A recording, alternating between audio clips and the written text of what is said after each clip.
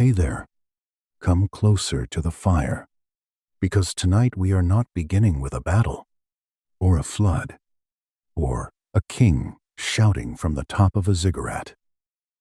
We are beginning with a question left behind in clay. What if the old gods did not simply fade into myth? What if, after teaching, ruling, judging, and frightening the first cities, they left the earth behind and returned to a home so distant that even the sky forgot how to point toward it? And what if the most unsettling part is not whether they came, but what they found when they went back? That is the quiet door we open tonight. A door made of baked clay, museum glass, disputed translations, lost planets, and one very human fear. The fear that our makers may have gone home and never looked back. If these slow journeys into ancient tablets, forbidden questions, and the shadowy edges of history keep you listening, leave a like and subscribe. It helps keep this small fire burning for the next traveler who finds the old gods waiting in the dark. Now let the room settle. The candle is steady. The fire is low. We will move carefully, because this story walks between scholarship and speculation. Some of what we discuss belongs to mainstream Mesopotamian religion. Some belongs to the controversial interpretations of Zechariah Sitchin and later ancient astronaut writers. Some sits in the middle, where myth may preserve memory without becoming a simple technical manual. We do not have to force certainty where the tablets do not give it. We only have to listen closely. Imagine yourself standing in a museum after most visitors have gone. The floor holds the soft echo of the day. A guard passes quietly through the next room. Behind glass, under a controlled light, lies a clay tablet whose surface has been pressed with wedge-shaped marks. It is not large. It does not flash or glow. It has no dramatic metal inlay, no painted stars, no carved face staring back. It looks almost modest, which is exactly how the ancient world tends to hide its deepest disturbances. Clay is good at silence. A reed stylus made those signs thousands of years ago. A human hand pressed them into wet earth, perhaps in Nippur, perhaps in another scribal center where students copied older traditions from master tablets. The scribe may have had sore shoulders. Clay dust may have gathered beneath his fingernails. The room may have smelled of damp tablets, oil smoke, sweat, and the dry patience of teachers who corrected mistakes with more enthusiasm than kindness. He was not writing for entertainment in our modern sense. He was preserving a tradition, a story of gods who came from above, shaped the order of the world, created humanity, flooded humanity, spared humanity, taught humanity, and then withdrew. In the source, the question is direct and haunting. What happened to the Anunnaki after they returned to Nibiru? Not only who were they? Not only why did they come? Where did they go? That shift changes the whole feeling. A story about arrival is thrilling. A story about departure is lonelier. The Anunnaki, in the old Mesopotamian religious world, were a class of major deities. Mainstream scholars read them as gods of the pantheon, connected with divine authority, heaven, earth, fate, kingship, and cosmic order. They belong in temples, hymns, myths, offering lists, ritual texts, and royal ideology. Anu in the high sky. Enlil as Lord of Command, Wind, and Authority. Enki, or Ea in Akkadian, as Wisdom, Water, Craft, and Clever Mercy. Inanna as Love, War, and Terrifying Radiance. These are not astronauts in standard scholarship. They are gods. That point must stand clearly. Professional Assyriologists, people who spend years learning Sumerian, Akkadian, cuneiform grammar, lexical lists, and scribal conventions, do not accept the claim that authenticated Sumerian tablets describe spacecraft, gold mining operations for alien planets, or genetic laboratories in the modern sense.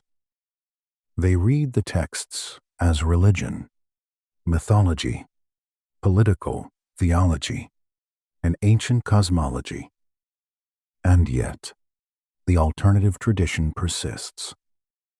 It persists because the story is powerful.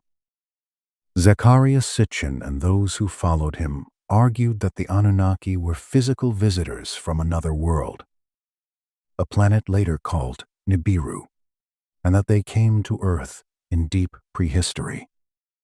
In that reading, the phrase, "those who from heaven to earth came," becomes not only theological descent, but literal arrival. The gods become beings with bodies, hierarchy, technology, needs, conflicts, and a home planet. The myths become misunderstood records of ancient contact. Scholars reject many of Sitchin readings. They point out mistranslations. They note that Dingir, the star-shaped sign used for divinity, means God or deity, not spacecraft. They challenge his reading of Cylinder Seal V I 243, often claimed by ancient astronaut writers, to show a solar system with Nibiru. Specialists usually interpret that seal in a religious and symbolic context, not as a scientific planetary diagram.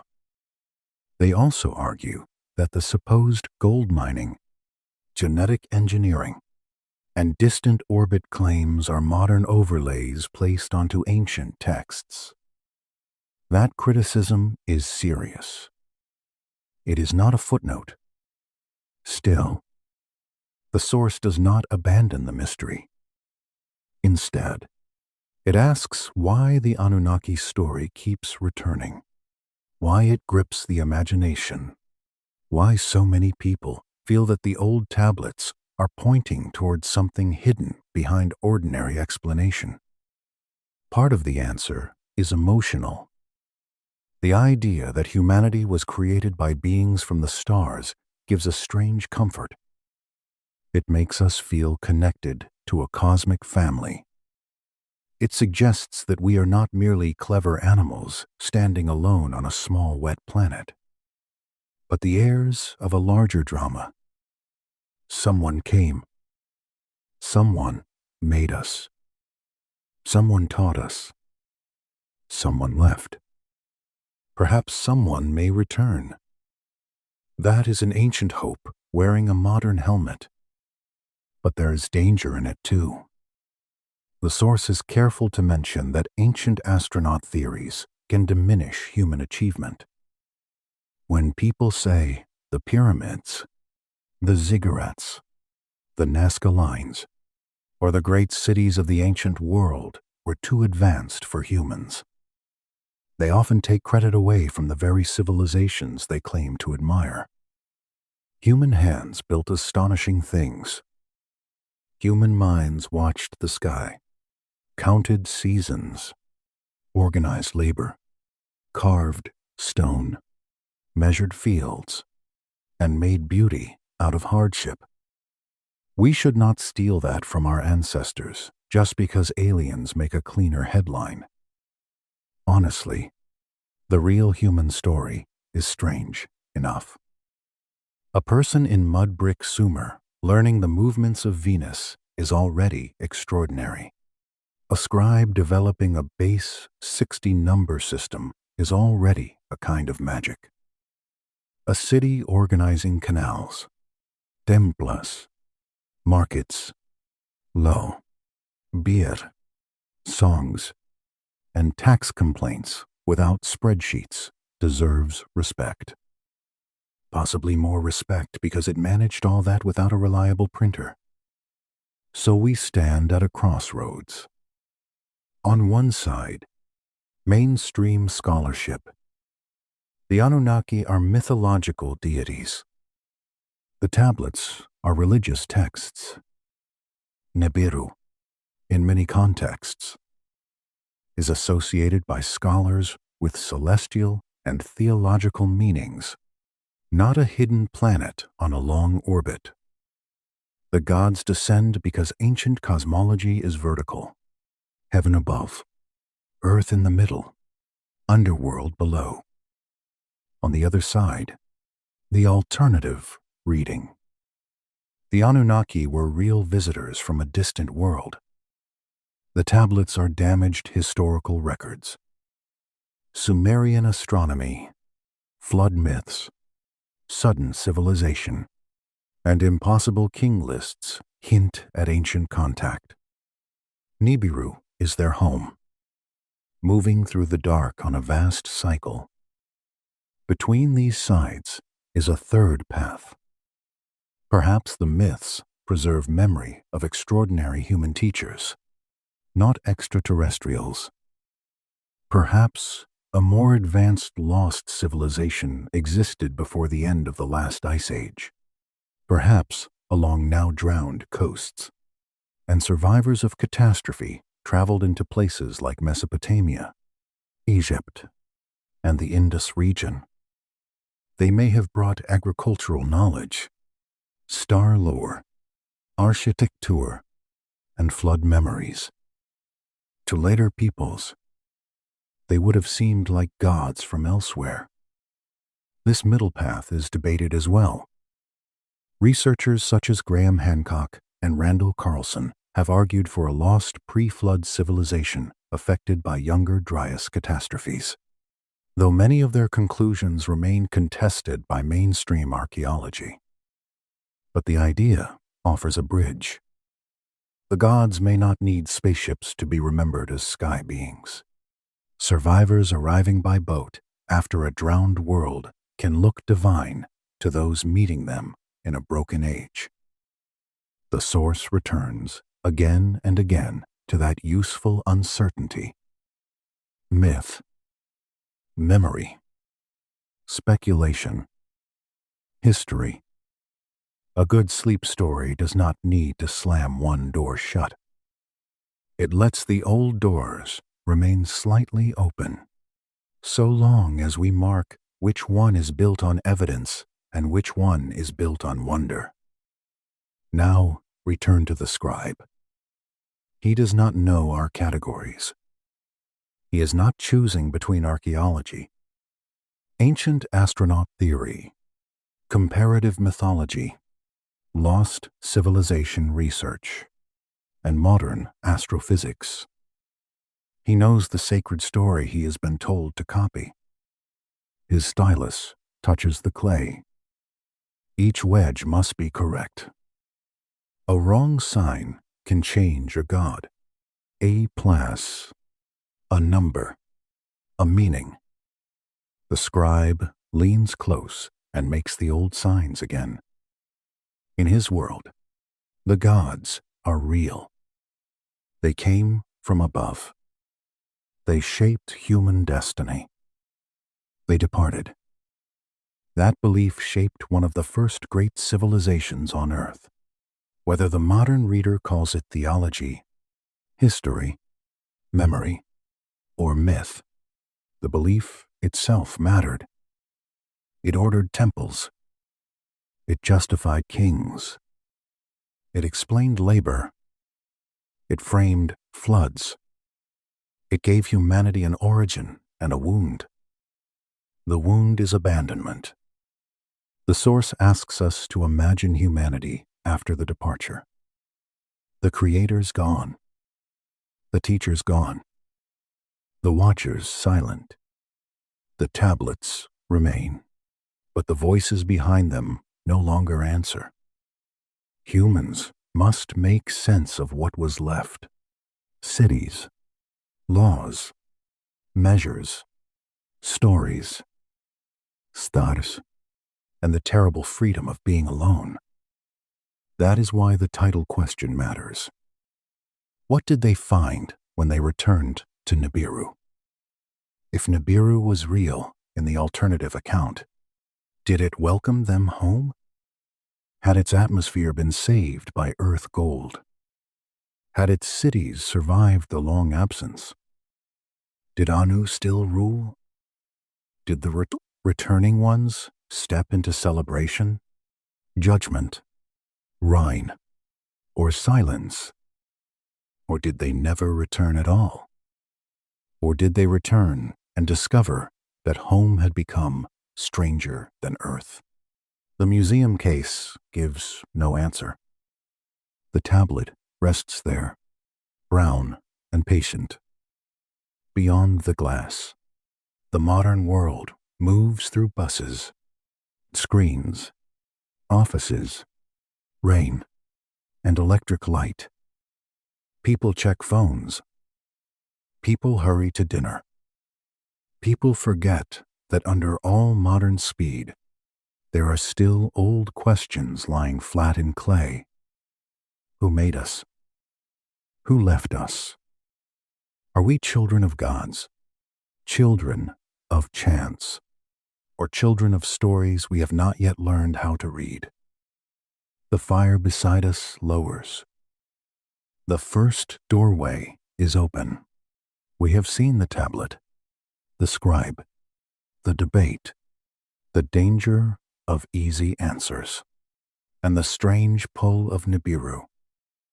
Now the path moves deeper into the disputed signs themselves, into the argument between careful scholars and starbound dreamers, where one small wedge can become either a god, a planet, or a mistake that changes the whole sky.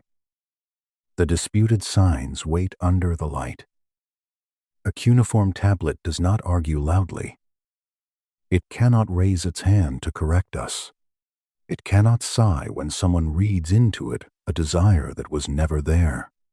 Though if tablets could sigh, museums would be much noisier places after closing time. The old clay only keeps its marks. The burden of reading falls on us. This is why the second doorway in the story must be careful. The Anunnaki are one of those subjects where curiosity can become a lantern or a wildfire. Held well, it illuminates old religion, astronomy, kingship, flood memory, and the human hunger for origins. Held badly, it burns through context and leaves only slogans. Gods become astronauts too quickly. Symbols become machines too easily. A star sign becomes a flying craft because the modern mind likes engines more than temples. Mainstream scholarship begins with language. That is the sober place to begin. Before planets, before Nibiru, before gold mines and genetic laboratories, there are signs pressed into clay. The sign often read as Dingir, a star-shaped sign used before divine names, is understood by specialists as marking divinity. It means God, goddess, deity, divine. It is not a technical label for a spacecraft. It is not a little drawing of a shuttle parked in the margin of a tablet. It belongs to the religious writing system. That may feel disappointing if one wants silver ships in every wedge. But disappointment is not a method. A careful reader must let the ancient language be ancient before asking it to answer modern questions. The Anunnaki, in authenticated Mesopotamian texts, appear in religious settings. They receive offerings. They sit in assemblies. They issue decrees. They judge. They participate in stories of creation, kingship, flood, underworld, and cosmic order. Their world is vertical. Heaven above, earth in the middle, the underworld below. When a god comes from heaven to earth, the phrase fits an ancient sacred cosmos before it fits modern interplanetary travel. That does not make the stories weak. It makes them rooted. Anu, high sky authority. Enlil, command and storm. Enki, water and wisdom. Inanna, love and battle. Ninhursag, birth and mountain. Ereshkigal, the great below. These beings are not random alien officers in the scholarly reading. They are powers that organize existence, given character, family, conflict, and ritual presence. The source explains that professional Assyriologists strongly criticize Zecharia Sitchin for mistranslating or overextending terms. They say he reads symbolic language as technical description. He takes fragmented passages and arranges them into a modern narrative that the texts themselves do not securely support. He treats mythic titles as physical job descriptions. He gives the ancient world a science fiction skeleton. That criticism matters because bad translation can build very large castles on very small mistakes. One wedge misread. One sign stretched. One cylinder seal made to carry more astronomy than it can hold. Then an entire hidden history appears.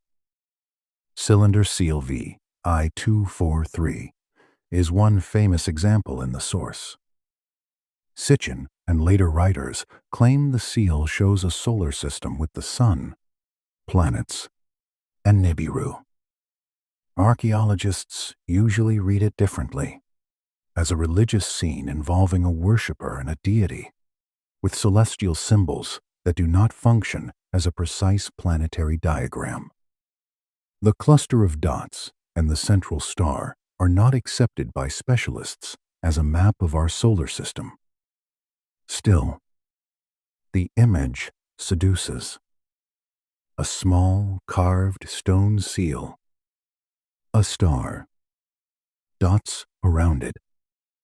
A figure standing before a seated god.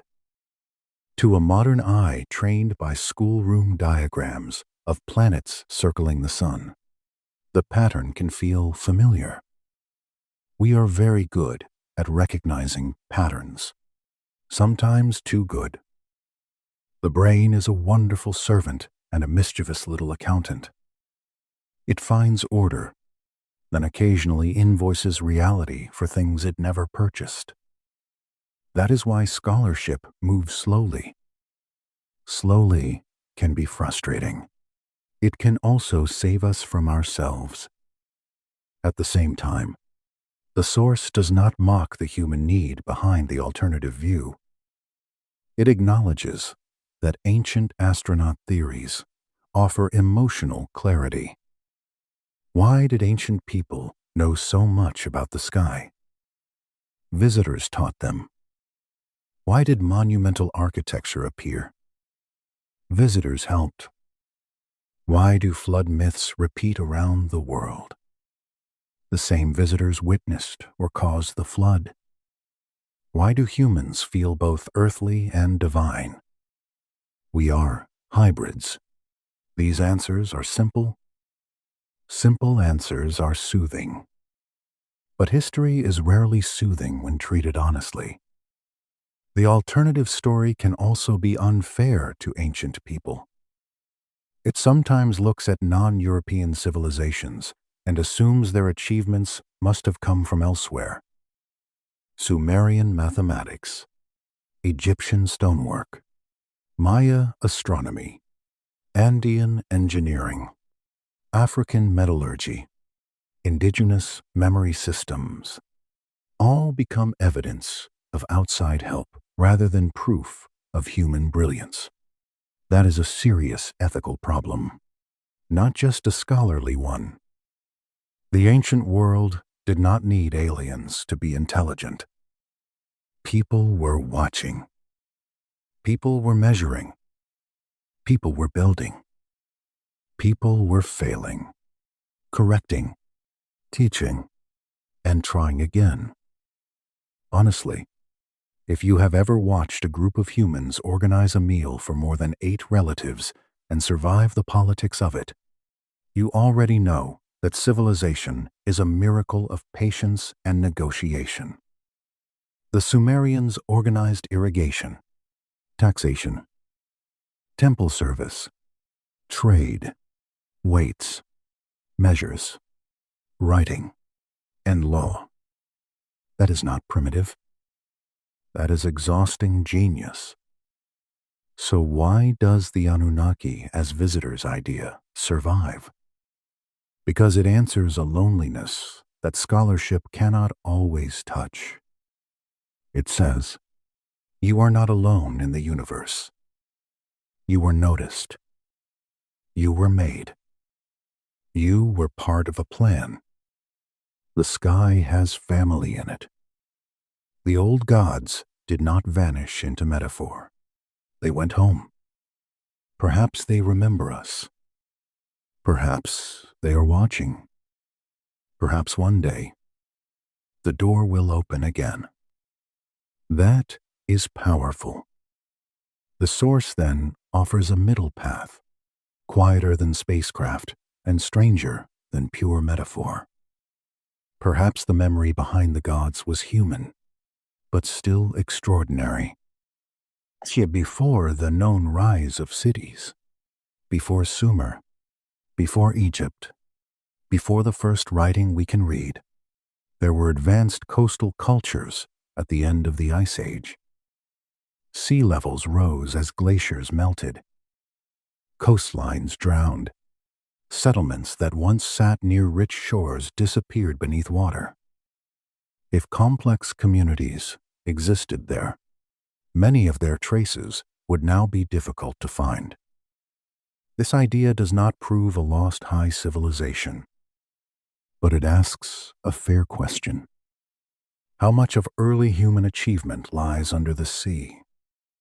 At the end of the last ice age, the world changed dramatically. Glaciers retreated. Seas rose. Rivers shifted. Coastlines moved inland. People living near water, as people often do, would have lost homes, gravis, shrines, fishing grounds, and memory places. Stories of flood could carry that trauma forward. Survivors might travel. They might bring knowledge. Agriculture, star observation, building methods, ritual calendars, and social organization could spread through contact. If such survivors reached Mesopotamia, they might be remembered as teachers from elsewhere, not from another planet. From a drowned world, the source mentions researchers like Graham Hancock and Randall Carlson in connection with Younger Dryas catastrophe theories and lost civilization ideas. These remain debated. Mainstream scholars often object that the evidence does not support the full scale of the claims. Yet the broader fact that climate change and sea level rise reshaped human worlds is not controversial. The question is, how much culture vanished with those shorelines? Imagine a coast that no longer exists. At dusk, a settlement stands near water, nets drying, children running between shelters, elders watching stars that will later be encoded in myths. Then, over generations or catastrophically in certain places, the sea comes higher. The old shore is no longer shore. Paths drown. Graves vanish. Stories become the only boat that can carry the memory. Centuries later, a stranger arrives in a river valley. He knows the stars. He knows how water can be guided.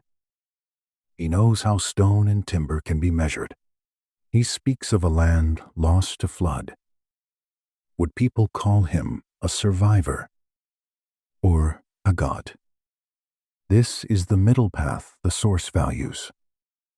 It preserves the emotional force of the Anunnaki narrative without requiring every disputed translation to become a spaceship manual.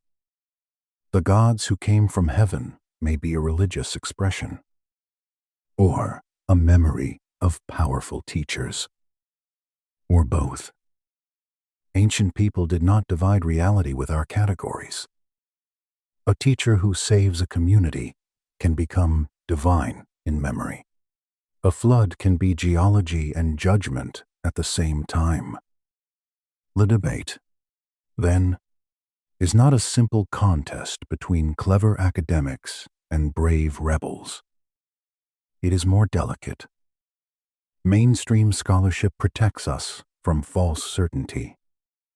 It insists on grammar, context, material evidence, and cultural respect. Alternative speculation protects a different instinct, the refusal to assume that our current model is complete. It asks whether lost evidence, drowned landscapes, and mythic memory may preserve clues we have not yet learned to read. Both instincts can be useful. Either can become foolish if it forgets humility. A scholar who dismisses every mystery too quickly can make the past smaller than it was. A theorist who turns every mystery into aliens can make the past less human than it was. Between them, the tablet waits. It does not rush. In the source, after this debate, the story moves into the alternative Anunnaki narrative, as though entering a dream built from disputed readings. We are asked to imagine Anu remaining on the home world, Enlil and Enki sent to Earth, Nibiru suffering atmospheric decay, gold needed for a planetary shield, Eridu becoming the first base, mines opening far to the south, Igigi workers laboring until revolt, humans created as replacements, flood, departure, return. This is not mainstream history. It is a narrative tradition built from controversial interpretation, comparative myth, and modern speculation. But it is coherent enough to tell, as long as we keep the lantern of caution in hand. And it raises questions that are useful even if the literal reading fails. What happens when creators use their creations? What happens when workers become conscious of the burden? What happens when teachers leave? What does a civilization do with inherited knowledge after the source of that knowledge disappears? What if the absence of the gods is more important than their arrival? The fire beside us glows low and steady. The museum desk fades. The disputed cylinder seal settles back into its case. The scholar closes one dictionary. The dreamer looks up at the sky. The lost coastline sleeps under dark water. Somewhere between all these images, the Anunnaki remain, not proven visitors, not erased gods. but figures at the edge of humanity's oldest question.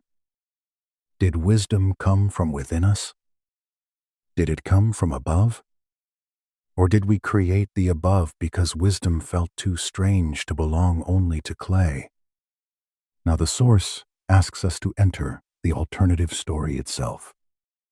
We will follow it as a mythic reconstruction, not as settled fact. We will go to Anu, to Enlil and Enki, to the damaged atmosphere of Nibiru, to the gold of Earth, and to the first base in Eridu, where reeds moved in warm marsh air and the gods, however we understand them, began their long entanglement with mankind. In the alternative story, the sky is not empty. Far beyond the known planets, beyond the comfortable diagrams taught in bright classrooms, the source asks us to imagine a distant world moving through darkness on a vast cycle. Its name is Nibiru, at least in the controversial reading made famous by Zecharia Sitchin. Mainstream astronomy does not accept such a planet moving through the inner solar system on a regular 3,600-year orbit. And mainstream Assyriology does not accept that the Mesopotamian texts describe it in the way Sitchin claimed. That caution must remain beside us. Still, the source follows the alternative story because it has narrative force, and because it asks a very old question in a modern shape. What if the gods of Sumer were not only worshipped beings, but visitors with needs of their own? Picture Nibiru first, not as proof, but as dream. A cold world under a troubled sky. A planet far from the warmth we know, moving through long darkness, carrying cities, towers, councils, engines, and old dynasties beneath an atmosphere that has begun to fail. In the source tradition, the air of Nibiru is thinning or degrading. The rulers seek a way to repair it. Gold, in fine particles, becomes the answer, a shield for the atmosphere, a shimmering veil against loss. This is Sitchin territory, not accepted scholarship. But as a story, it is haunting. A civilization capable of crossing space, yet unable to breathe safely at home. A royal house with power enough to reach Earth, yet fragile before its own sky. That is often the shape of tragedy. The mighty are not destroyed by weakness only. They are destroyed by one need that no rank can command away. At the center sits Anu. In the alternative narrative, Anu remains the high ruler, the father authority, the one whose throne belongs to the home world. He does not spend the long mission in the mud of earth.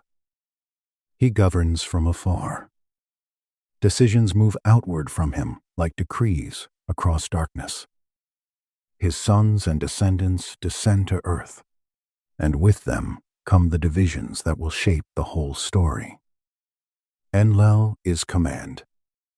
He is order, rank, discipline, the voice of the mission, the administrator who believes systems must hold.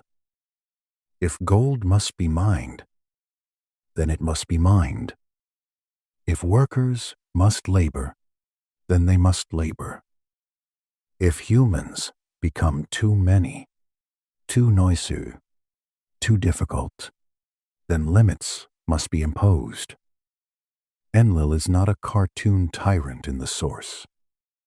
He is worse and more believable than that. He is the kind of ruler who may think cruelty is only necessary management. Enki is wisdom, known also as Ea in Akkadian traditions. He is water, craft, engineering, cleverness, life, and sympathy toward humanity.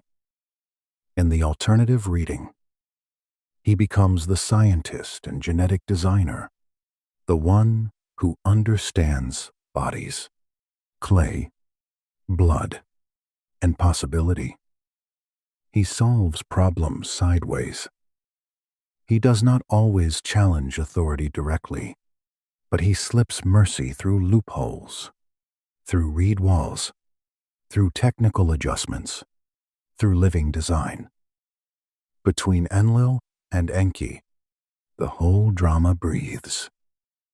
Authority and compassion, control and invention, administration and curiosity. If you were standing in the marshland of ancient Eridu, you might feel that division in the very air. Eridu was one of the oldest cities of southern Mesopotamia, sacred to Enki, a place of water, reeds, mud brick, temples, and deep memory. Archaeology sees Eridu as a crucial early settlement, not as a proven alien base. But in the alternative tradition, Eridu becomes the first operational station of the Anunnaki on Earth, a home in the far away. Imagine it at dawn. The marshes are silver. Reeds move in the wind like whispered writing. Waterbirds lift from the shallows. Mud brick walls rise where the land is barely persuaded to stay solid.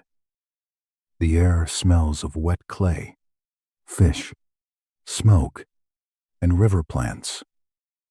Somewhere, a platform of authority begins to take shape. Not yet the whole weight of Sumerian civilization, but the first base, the first foothold, the first place where the visitors begin to arrange Earth for their mission. Gold is the mission. That is the claim. Not worship, not curiosity, not love of mankind. Gold, gold dust for the failing atmosphere of Nibiru. Gold that must be found, mined, refined, transported, and sent away. The source follows the idea that Earth had what Nibiru needed, and that the Anunnaki came not as generous teachers at first, but as extraction managers. This makes the story darker. The gods do not descend because they adore Earth. They descend because Earth is useful. At first, according to the alternative storyline, the work begins under Anunnaki command. Bases are founded in Mesopotamia. Operations expand. Mines are opened in regions often associated by Sitchin readers with southeastern Africa. The Igigi, junior gods, or workers, become the labor force. They dig, extract, process, carry, move the substance that is supposed to save a world they may not see again for ages. The source connects this to the Atrahasis epic, where the younger gods bear the burden before humans are created. In mainstream reading, that is myth about divine labor and the origin of human service. In the alternative reading, it becomes a memory of a work crew on an interplanetary mining mission. The difference is vast, yet the emotional center is the same. Workers are tired. A mission built on extraction begins to grind down those who perform it. Imagine the mines, not as a clear, modern facility with perfect lights and safety signs. This is mythic reconstruction, so let it remain partly ancient, partly strange. Dark stone, gold veining in the rock, dust in the breath, the strike of tools, The low glow of lamps or devices whose names the old languages could only wrap in divine imagery. Figures moving in lines, carrying loads, waiting for orders from those who manage the surface operations. Above, the sky of Earth is beautiful, but beauty does not lessen labor. The workers do not own the gold. They do not decide the mission. They are far from home, or far from rest, or both. Gold dust catches in skin and cloth. It glitters in places where nothing should be beautiful. That is a cruel thing about gold. It remains lovely even when it is bound to exhaustion. A little yellow light in a dark mine can look like treasure to one class, and like another shift to the class that must tear it from stone. Transport routes are imagined in the source. Gold moves from mines to processing centers, from Earth stations to orbital platforms, perhaps through way stations, perhaps through craft described later as divine vehicles by confused human witnesses. Again, this is not established history. It is the alternative storyline, and it should be heard as such. But the pattern is consistent inside its own logic. A distant world needs saving. Earth becomes resource. The Anunnaki organize extraction. The Agigi carry the burden. Enlil keeps order. Enki solves technical problems. Anu waits for results. The operation continues for a long time. The source refers to immense spans, including 150,000 years in some reconstructions. Such numbers are not accepted as historical by mainstream scholars, but they serve the atmosphere of the story. Long labor erodes obedience. A worker may endure a task for a season, then for years, then for generations of command. At some point, even divine patience cracks. The Agigi begin to complain. In Atrahasis, this is where myth and alternative theory meet most strongly. The text says the gods bore the load. The work was hard. The burden was heavy. They counted years. They burned tools. They surrounded Enlil house at night. In the alternative reading, this is not only theological labor, it is the failure of a mining workforce. The workers do not ask for poetry. They ask for relief. Enlil, from the command side, sees a crisis. The mission cannot stop. If the gold shield for Nibiru depends on continuous extraction, then a strike threatens more than comfort. It threatens home. It threatens atmosphere. It threatens the legitimacy of the whole Earth project. A labor revolt in the mine becomes a planetary emergency. Enki sees another possibility. If the workers cannot continue, create another worker. This is where the story turns toward humanity. In mainstream Atrahasis, humans are created from clay and divine blood to bear the work of the gods. In Sitchin-inspired interpretation, this becomes genetic intervention. Existing hominids, perhaps Homo erectus or another early human form in the alternative claim, are upgraded or hybridized through Anunnaki knowledge. The Lulu, sometimes translated in the theory as primitive worker or mixed one, becomes the engineered laborer. Clay becomes biology. Divine blood becomes genetic material. The mother goddess becomes a specialist in gestation. Enki becomes the designer. This reading is speculative and rejected by mainstream scholarship, but its emotional power is clear. It reframes human origin as a compromise between need and invention. We are not created in that story for glory. We are made because the work must continue, and the workers have refused. There is a sadness there that does not depend on whether one believes the literal claim. A being made for labor may still develop a soul. A tool designed for burden may still learn to look up at the stars. A worker created to save someone else's planet may one day ask what it owes to itself. The source begins laying that question here. It is not yet answerable. First, the minds must reach their breaking point. First, the Ijigi must rise. First, Enlil must fear the failure of command. First, Enki must bring clay, blood, womb, and intelligence into one dangerous solution. Think of Enki beside the water at Eridu, listening to reports from the far south. Not panic yet. Not open revolt yet. Only numbers, shipments, delays, complaints, illness, fatigue, broken tools, lowered production. The little signs that a system is beginning to resist its own design. A good administrator may ignore such signs.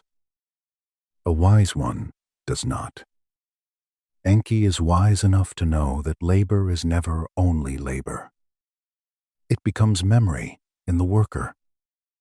It becomes comparison. It becomes resentment when those who command do not carry. Somewhere in the mind darkness, an Igigi lifts another load and understands that the mission has made his body into a bridge between two worlds. Earth beneath him, Nibiru above him, and no rest in either direction. That is the quiet before rebellion. No trumpet, no formal declaration. Only the moment when exhaustion becomes shared knowledge. The fire beside us settles into red coals. In the imagined ancient marsh, Eridu breathes with river mist. Far away, the mines darken.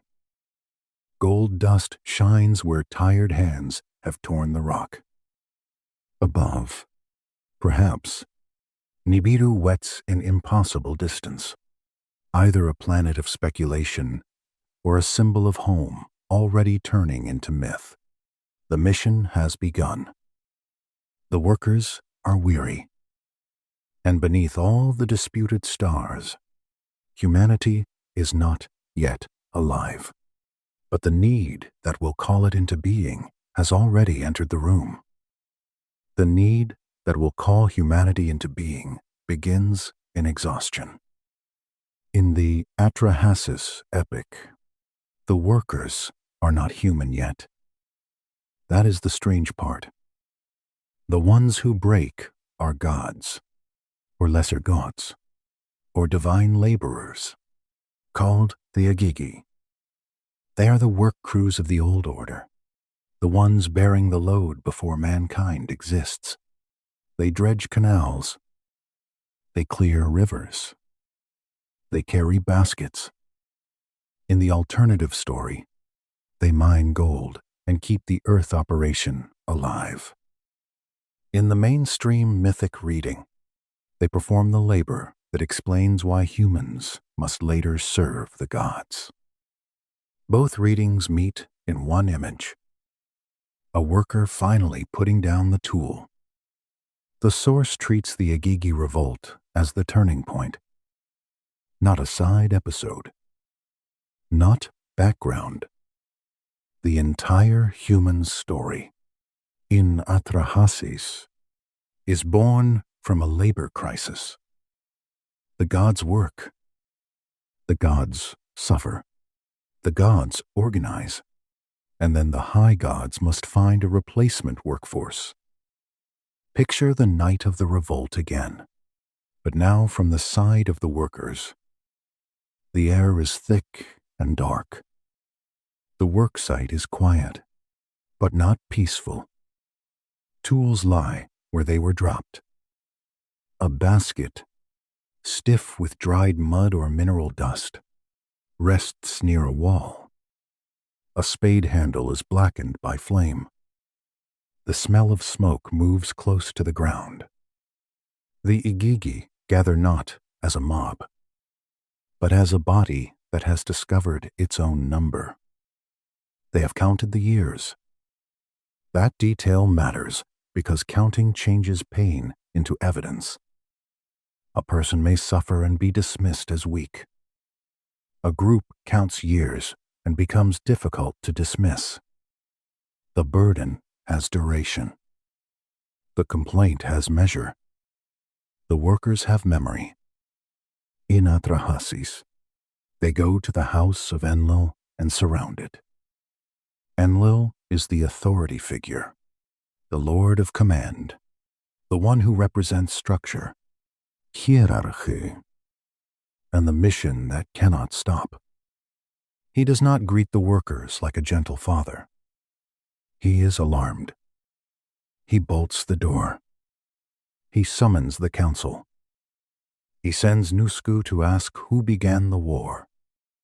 War is the word that reveals the perspective of power. The workers have stopped working. Enlil hears war. Nusku asks for the leader. The Igigi refuse the trap. They do not name one. They answer together. Every one of us gods has declared war. The burden is too heavy. The work is killing us. The source lingers on this because it is tactically sophisticated. Without one leader, the revolt cannot be solved by punishing one body. It has no single neck for authority to grasp. It is collective grievance, collective exhaustion, collective refusal. Enlil cannot simply restore the old order by command. Inside the divine council, Anu, Enlil, and Enki face the crisis. In mainstream reading, this is a mythic explanation for human labor. In the alternative reading, it is the emergency meeting after the mining operation fails. Either way, the gods confront one fact. The work must continue, but the workers will not continue. Enki offers the solution. Create a primitive worker. In the ancient text, the solution is the making of humans. The birth goddess is called, known by names such as Mami, Beletili, Ninto, or Ninma in different traditions. Enki, the lord of wisdom and water, must assist. Clay is selected. Divine blood or essence is required. A god connected with intelligence, often called Geshtu-e in some versions, is sacrificed or used as the source of the divine element. The materials are mixed. Human beings are formed. The source gives the alternative reading as genetic engineering. The clay becomes the earthly biological base. The divine blood becomes Anunnaki genetic material. The mother goddess becomes a specialist in artificial or assisted birth. The 14 first humans, 7 male and 7 female, become a first viable group, not just one isolated creature. This is not academic consensus. It is the speculative path. But the old myth does say something deeply disturbing, even without the modern overlay. Humanity is made from 2 substances, earth and divinity, clay and blood. matter and intelligence, servitude and rebellion. A being created to work, but animated by something belonging to the gods. That is why the story never becomes simple. If humans were made only from mud, perhaps they would be quiet tools. If humans were made only from divine light, perhaps they would refuse the yoke immediately. But the myth makes them both. Clay bends. Blood remembers. The birth goddess shapes the forms. Let the image slow down. Her hands press wet clay. Not dead clay, but clay waiting for breath. Cool, dark, smelling of riverbank after rain. Enki stands near, master of deep water and craft. The divine essence enters. The mixture is turned again and again until no part remains merely earth and no part remains purely God. The first humans become a compound, and compounds are always unstable in interesting ways. The source says there are 14 forms.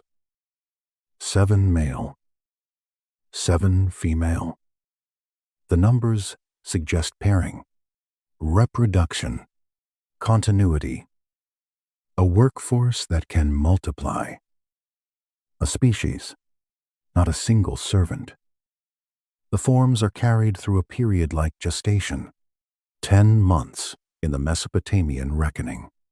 The first humans are not snapped into existence like tools from a mold. They wait in the dark of becoming. The ritual has a womb. That detail is quiet, but powerful. Even a being designed for work must enter life through time, formation, and birth. The divine council may speak in terms of burden, but the birth goddess works with bodies. She knows that life does not care how cold the policy was before it began. When breath arrives, a living being is there. Then the first humans breathe. In the alternative story, these are the first successful hybrids. The Lulu, the mixed ones, made to do what the Igigi refused. In the mythic scholarly reading, they are humanity itself, created to relieve the gods of labor by taking up the service of temples, fields, canals, and offerings. In both readings, the first breath is immediately shadowed by assignment. The humans are born into work. No childhood of innocence is described. No grand discussion of freedom. No consent. A burden rejected by one class descends onto another before the new class can speak. That is the moral wound of Atrahasis. The Igigi revolt succeeds. But the world does not become just. It becomes rearranged. The burden moves downward. The ruling gods keep the mission alive. The workers who rebelled receive relief. Humans inherit the task. The source points out that this may be one of the oldest stories about labor transfer in human imagination. When a system depends on work that one group will no longer carry, it creates or finds another group to carry it. The myth states this with a calm that is almost colder than accusation. The new worker is made. The old worker is freed. The work remains. Yet something in the process escapes control. The humans are not simple animals. They carry divine essence. They possess intelligence. They can learn. They can reproduce. They can speak. They can eventually become noisy enough to disturb Enlil, which is perhaps the most human achievement imaginable. Give us a task, and sooner or later we will invent complaints, songs, legal claims, and probably a festival at an inconvenient hour. That small humor helps because the darkness is heavy. The source emphasizes that the gods may have underestimated the consequences of making a worker with divine blood. A being made to serve may become aware of servitude. A being made to dig canals may learn how water, land, timing, and power function. A being made to feed the gods may learn how dependent the gods are on offerings. A being made as a solution may become a question.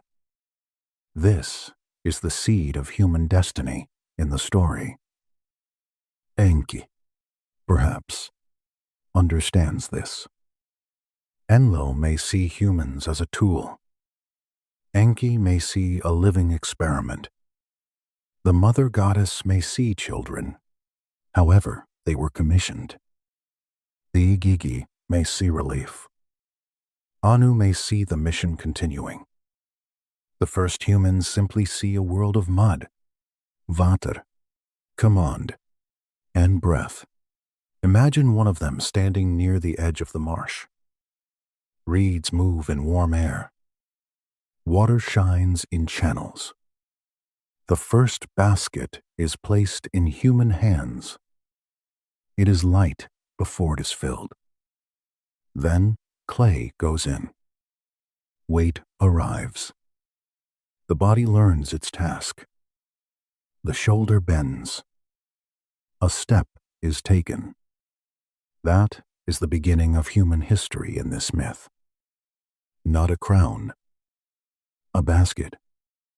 The ancient astronaut reading places this in a wider operational frame.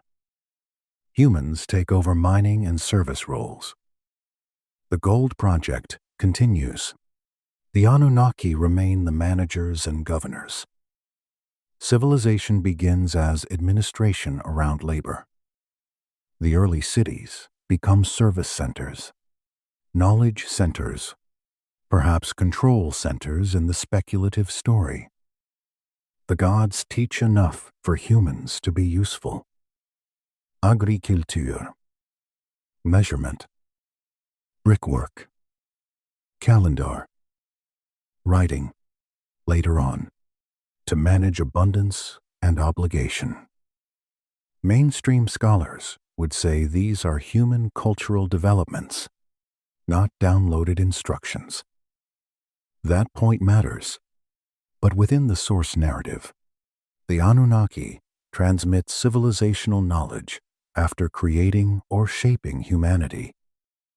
They do not simply leave the new workers in the mud.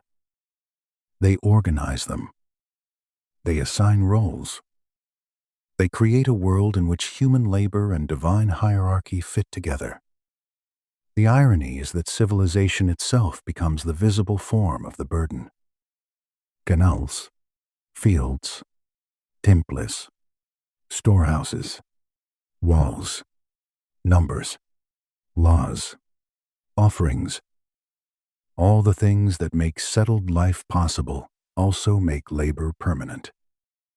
The city is beautiful. The city is exhausting. Both truths stand together. The first humans multiply. At first, this solves everything. More hands, more work, more offerings, more managed fields, more service. The Igigi rest. The Anunnaki receive what they need. Nibiru, in the alternative story, may receive its gold. Earth becomes productive. Then the success becomes dangerous. Humans are not quiet. They do not remain a small, obedient crew. They reproduce. They gather. They speak. They fill the land with sound. Atrahasis calls this noise, but the source asks us to hear it as more than volume. It is independence. population pressure, social complexity, emotional life. The sound of a created species becoming too alive to remain only a tool. Enlil hears the noise and cannot rest. That is the next crisis. The labor solution has become a population problem. The gods created humans because the Igigi could not bear the burden. Now humans become numerous enough that the gods cannot bear the humans. The pattern is almost bitterly elegant. Every solution creates the next fear. The fire beside us settles into a softer glow. In the story, the first human workers fade into generations. Children are born. Settlements grow. The canals lengthen. The gold, if one follows the alternative path, continues moving through the system. Enki watches with the patience of a maker who knows the experiment is alive.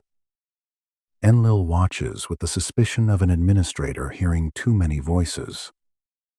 The human being, made from clay and divine blood, was meant to carry the yoke. But the mixed creature has begun to make a world. And once a worker becomes a world, even gods start to worry. The worker becomes a world. At first, this is exactly what the Anunnaki wanted. More hands, more fields, more canals, more offerings rising in smoke, more bodies to carry the burden that the Igigi had refused. In the alternative story, the gold continues to move through the system, from the dark places of the earth toward the distant need of Nibiru. In the scholarly reading, the myth explains why humans serve the gods through agriculture, temple labor, and ritual care. Either way, the first solution works too well. Humans multiply. The sound begins softly. A child crying in a reed house. A woman grinding grain before dawn. Men shouting beside an irrigation channel when the bank begins to fail. Dogs barking at nothing important, which is a very old tradition. Sheep pressing against a gate. Pottery striking pottery. Feet in dust. Water slapping against a canal wall. Priests chanting. Scribes counting. Lovers whispering. Merchants arguing. Workers complaining because the mud is too deep and the supervisor has clearly never carried a basket in his life. Life is noisy. And in Athrohasis, that noise becomes the next crisis. Enlil hears it. The source treats this noise as more than ordinary sound. In the ancient text, the word often discussed is rigmu, a term that can mean noise, clamor, outcry, or disturbance. It is the sound of population, the sound of growth, the sound of a created workforce becoming a society, the sound of life refusing to remain a quiet tool. For Enlil, the noise is unbearable. Imagine him in the high place of command, expecting rest after the old labor crisis has been solved. The Igigi no longer revolt. The canals are maintained. The temples receive service. The system appears to function. Yet below, humans are increasing. Their villages become towns. Their towns become cities. Their work creates more mouths. More mouths create more voices. The very beings made to relieve divine discomfort now disturb divine rest. That is a bitter turn. The gods wanted workers. They received humanity. there is a difference. A worker is a function. A human is a storm of needs, dreams, hunger, love, fear, memory, and inconvenient opinions. The source follows the old pattern of the Atrahasis epic. Enlil first tries to reduce humanity without destroying it completely. He sends plague. We keep the image gentle, because the darkness is already heavy enough. Houses grow quiet. Work crews thin. A mother sits beside a sleeping child and listens too closely to each breath. A water jar remains half full because the one who usually carried it has not risen. The city sound lowers, but it does not vanish. Enki intervenes. In the myth, Enki repeatedly helps humanity survive the measures sent against them. He advises. He redirects. He teaches. He uses divine knowledge not to overthrow Enlil openly, but to keep the living from being erased. This is the same pattern we have already seen. Enlil sees control. Enki sees possibility. Enlil reduces. Enki preserves. Then comes drought. The rain withdraws. The earth hardens. Canals grow shallow. A farmer steps into a field and feels the soil crumble beneath the foot. Dust gathers inside jars. Reeds dry at their tips. Animals move farther from the settlement. The river still breathes, but with less force. Grain heads remain thin. The city becomes quieter, not with peace, but with the careful silence of people saving strength. Again, Enki helps. Perhaps through ritual instruction, perhaps through wisdom about water, storage, and timing. The versions differ in details, but the story remembers his role as protector. Humanity has been made through his craft, and he does not abandon the experiment. If Enlil is the stern father of order, Enki is the uncle who knows exactly where the spare key is hidden and pretends he found it by accident.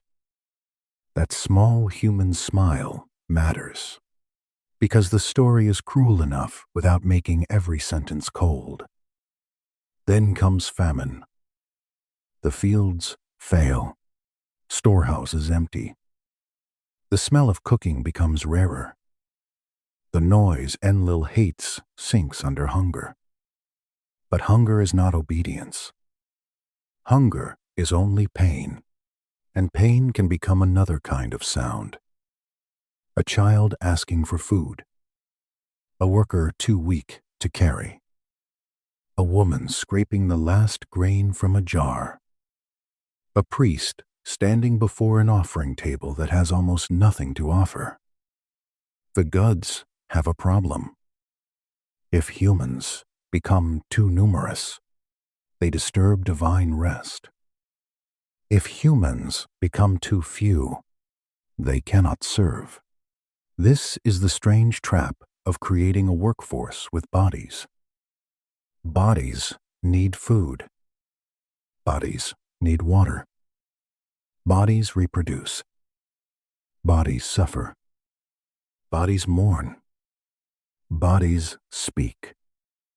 A system that wanted labor now has to manage life, and life refuses to behave like an inventory list. Enlil decides on the final reset, the flood. In the alternative reading, this flood may be tied to planetary disturbance, perhaps even to the passage of Nibiru, destabilizing the earth, shaking the waters, changing the sky, and forcing the Anunnaki to retreat to safety. In mainstream scholarship, the flood belongs to Mesopotamian mythic memory, shaped by real river disasters, theological structure, and older flood traditions. Both readings hold the same central dread: water without limit. For a river civilization, water is blessing only when it obeys boundaries. A canal is water civilized. A flood is water remembering that it never signed the contract. The divine council swears secrecy. This oath is crucial. Enki cannot simply warn his human favorite directly. The source follows the famous solution. Enki speaks to a reed wall, and Atrahasis, or Utnapishtim in another version, hears the warning. It is a loophole shaped like mercy. Imagine the reed house. The room is dim. The walls are woven from river plants, dry and whispering when the wind touches them. A man sits close enough to hear what is not officially said to him. Outside, the world continues as if tomorrow will resemble today. Inside, a god speaks to the wall. Wall, listen. Reed wall, pay attention. Tear down the house. Build a boat. Forsake possessions. Seek life. The instruction is terrifying because it asks a settled person to become a floating one. A house means family, ancestry, storage, sleep, location, identity. To tear it down and build a boat is to admit that land itself is about to fail.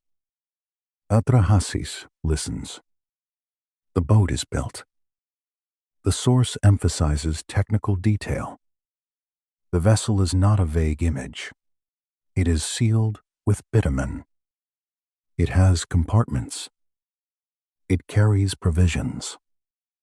It preserves family, living seed, animals, or the material of continuity, depending on the tradition. Bitumen becomes one of the great sensory details of this part of the story. Black, thick, sticky, smelling of earth, oil, and heat. It seals the seams against the coming water. Hands work in haste. Wood is fitted. Reeds are bound. Pitch is pressed into cracks. Food is carried inside. Water is stored. The sky grows heavy. Neighbors may watch with curiosity, pity, irritation, or fear. Someone may laugh. Someone may ask why a man tears down his own house in order to build a vessel where no ordinary sea lies. That is always the loneliness of warning. The one who prepares early looks foolish until the rain proves him sane. Then the storm comes. In the Mesopotamian version, the flood lasts 6 days and 7 nights. Speak that slowly. 6 days and 7 nights. Long enough for the world to lose its familiar shape. Long enough for sound to become water. Long enough for terror to turn into exhaustion. Rain strikes the sealed boat. Wind presses against it. The rivers rise and break their boundaries. Canals vanish because the whole land becomes water. Fields disappear. Streets become currents. Mud brick returns to mud. The careful lines of civilization dissolve into one dark moving surface. Inside the boat, the air is close. People sit in the dimness. A wall cries and is hushed. Animals shift. Yars roll. The boat lifts from the land. That first lift must be one of the loneliest sensations in all myth. The moment when Earth releases you, because Earth can no longer protect you. Even the gods fear the storm. The source recalls the ancient image of the gods huddling like dogs. It is startling, almost embarrassing for divine beings, and that is why it feels true to the text. The flood is not a neat tool once unleashed. It frightens its makers. The forces called to silence humanity become larger than comfort. The storm climbs even into the divine imagination. Then comes the silence after. The waters lower. The boat rests. The survivor opens to a world emptied and changed. The air smells of wet clay, broken wraiths, bitumen, and absence. Nothing is where memory placed it. A path may be gone. A field may be silt. A neighbor house may have become only a stain in mud. Utnapishtim, or Atrahasis, offers sacrifice. Smoke rises. The gods gather around the offering like flies. In the famous old phrase, it is not flattering. It means the gods are hungry for what humanity provides. They wanted quiet, but they also need offerings. They wanted to reduce humans, but total destruction would leave the divine order unfed. Enlil is angry when he learns that a human survived. But the truth is unavoidable. The gods need mankind. So a compromise emerges. Humanity continues, but under limits. Shorter lives, mortality, infertility, disease, priestly roles or social conditions that reduce uncontrolled increase. The source treats this as the post-flood management of the human problem. Humanity will not be erased, but it will not be allowed to multiply without restraint. This is a dark settlement. The creators keep the created workers. The workers keep life. Everyone keeps fear. After the flood, humanity moves forward under a changed sky. In the alternative Anunnaki story, the flood may be part of the larger crisis that pushes the Anunnaki toward withdrawal. Earth is damaged. The project has grown complicated. Humans have become too numerous, too clever, too emotionally entangled with Enki, and too politically troubling for Enlil. The mission that began with gold is no longer only about gold. Humanity has become history. And history, once born, is hard to manage. The fire beside us settles. In the story, the boat rests in mud. Smoke rises into an empty air. The gods smell the offering. The survivor stands between gratitude and grief. The flood has not erased the question. It has deepened it. Why create beings if you fear their voices? Why save beings if you made them only to serve?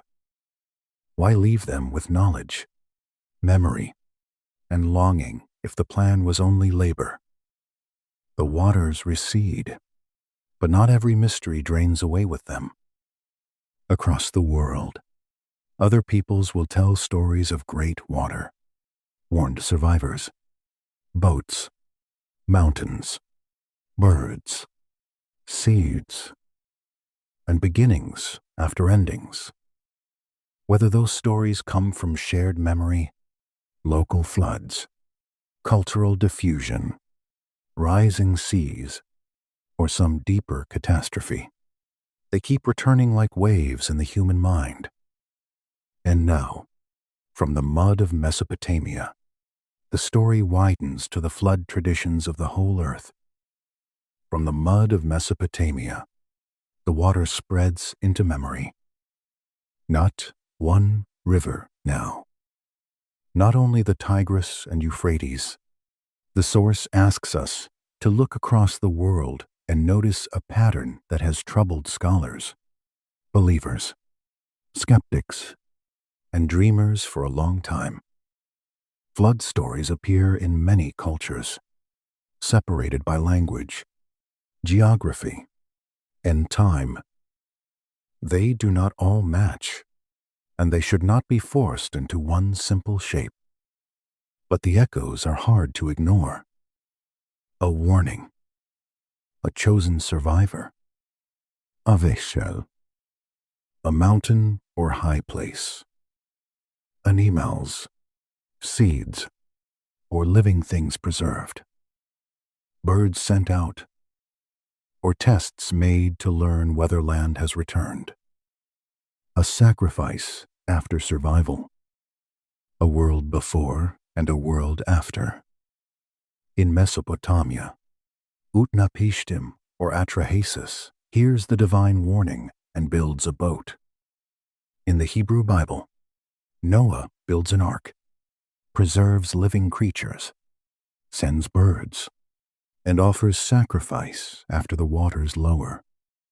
In Greek tradition, Deucalion and Pyrrha survive the great flood sent in anger against humanity.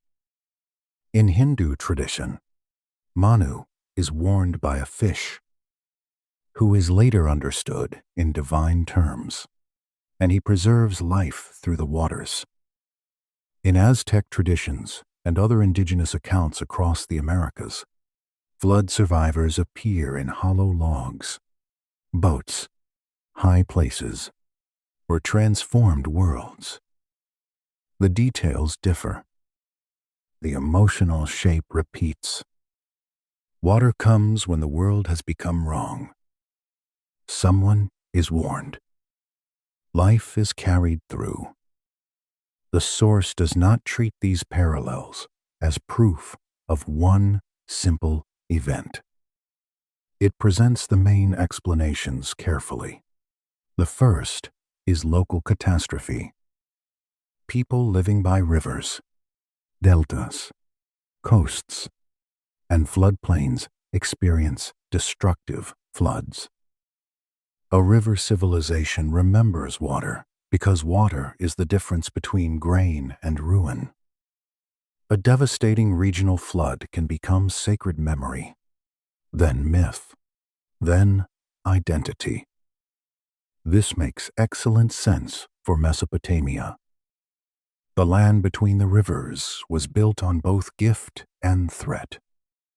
Silt made fields fertile. Canals fed cities. But too much water erased boundaries. A flood did not need to cover the entire planet to feel like the whole world to those who watched their city vanish. The second explanation is cultural diffusion. Stories travel. Merchants carry goods and tales together. Captives carry memory. Priests borrow and reshape traditions. Empires spread texts. The Mesopotamian flood story is older than the biblical version in written form, and scholars have long noted parallels between Atrahasis, the Epic of Gilgamesh, and Genesis, through Near Eastern contact, exile, trade, and scribal culture. Flood motifs could move from one people to another. A story is also a boat. It carries disaster across time. The third explanation is shared human experience. Floods happen almost everywhere humans live near water. And humans like living near water because water feeds fields, animals, trade, and bodies. It is not surprising that many cultures remember great floods. The human mind makes meaning from catastrophe, and water is one of the most universal forces of loss and renewal. Still, the source pushes toward the harder question. Why do some flood myths appear in cultures with no obvious direct contact? Why do the motifs feel so stable? Why do so many traditions imagine not just heavy rain, but a world-resetting event?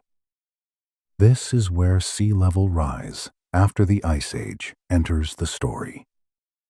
At the end of the last glacial period, great ice sheets melted, and oceans rose dramatically over thousands of years. Coastlines moved. Low lands vanished. River mouths shifted inland. People who lived near abundant shorelines, and many humans always have, would have watched ancestral places disappear. Sometimes slowly, sometimes through storm surges, collapses, or rapid local events. Imagine a settlement at the edge of the sea. For generations, children have played near the same rocks. Fish are dried on wrecks. Fires burn at night. The dead are buried on higher ground that everyone knows by heart. Then the water comes closer. Not in 1 hour, perhaps, but over lifetimes. A path becomes marsh. A marsh becomes lagoon. A burial place becomes an island. An island becomes memory beneath waves. People leave. They carry no ruins, only stories. A drowned coast can become a flood myth even without one single global wave. The source also brings in the Younger Dryas, a period of abrupt climate change beginning around 12,900 years ago. Some researchers, including those connected with the Younger Dryas impact hypothesis, have argued that a cosmic impact or airburst may have triggered fires, cooling, megafaunal, stress, and cultural disruption. This remains debated. Many scientists do not accept the full impact hypothesis, and evidence is contested. But the broader Younger Dryas climate shift itself was real, and it occurred during a time when human groups were adapting to a changing world. In the more speculative version, a sky event brings fire, cold, floods, and social collapse. In the more cautious version, abrupt climate instability reshapes landscapes and memory. Either way, the end of the Ice Age was not gentle. The source mentions sites like Göbekli Tepe, often discussed in debates about whether human social complexity emerged earlier than once believed. Mainstream archaeology sees Göbekli Tepe as an extraordinary ritual site built by prehistoric people, not proof of lost high technology, but its age and sophistication remind us that human communities before settled farming were more capable than older stereotypes allowed. That matters. If ancient people could organize monumental projects before full urban civilization, then our picture of the deep past must remain flexible. Not cuible. Flexible. Flood myths may preserve local river floods. They may preserve memories of rising seas. They may spread through contact. They may echo climate trauma. They may also be reshaped by theology, morality, and ritual needs. A culture does not only remember what happened, it remembers what the event meant. In the Anunnaki version, the flood carries another layer. Nibiru passage, or instability connected to the celestial cycle, may disturb Earth. The Anunnaki withdraw to safety. Enlil approves the flood or refuses to prevent it. Enki warns selected humans through the reed wall. Afterward, the gods realize humanity must continue. In that reading, the flood is not only natural disaster, it is a managed reset, or a failure of planetary engineering, or a moment when the creators choose survival over their creation, except for Enki. Again, this is speculative, but as mythic drama, it is powerful. The gods who came for gold cannot control water. The humans made for labor become the ones who must preserve life. The protector god saves a remnant. The ruling god learns that silence is not the same as order. There is also the lost civilization version. In that reading, flood survivors from an advanced coastal culture spread knowledge after catastrophe. They arrive among scattered peoples with astronomy, navigation, agriculture, geometry, boat building, and memories of destruction. Later generations remember them as gods, Sar, fishmen, sky beings, or culture bringers. Imagine one such survivor arriving by boat. He is sunburned, thin, carrying tools, star knowledge, and grief. He does not descend from a spacecraft. He steps from a vessel onto a muddy shore. To the people watching, he is still extraordinary. He knows how to predict seasons. He knows how to lay a foundation. He knows that a certain star rises before the flood season. He knows stories of a drowned homeland. Was he a god? No, but memory may make him one. That is how human history and myth can blend without either becoming worthless. The source wants us to respect the trauma inside these flood traditions. Modern readers often ask whether the flood was global or local, literal or symbolic, geological or theological. Those are important questions. But beneath them is another. What does water do to memory? Water erases evidence. Water carries bodies away. Water hides settlements under silt. Water makes survivors feel that the world itself has rejected its shape. So the stories return. Noah releasing birds. Utnapishtim sending birds in Gilgamesh. Manu guided by the fish. Deucalion and Pyrrha finding a way to continue after the destruction. Aztec survivors hidden in a hollow log or transformed through world ages. Indigenous traditions of mountains, canoes, animals, and warnings. Each culture speaks in its own language. Each gives the flood moral meaning according to its world. But the recurring shape creates a kind of global hush.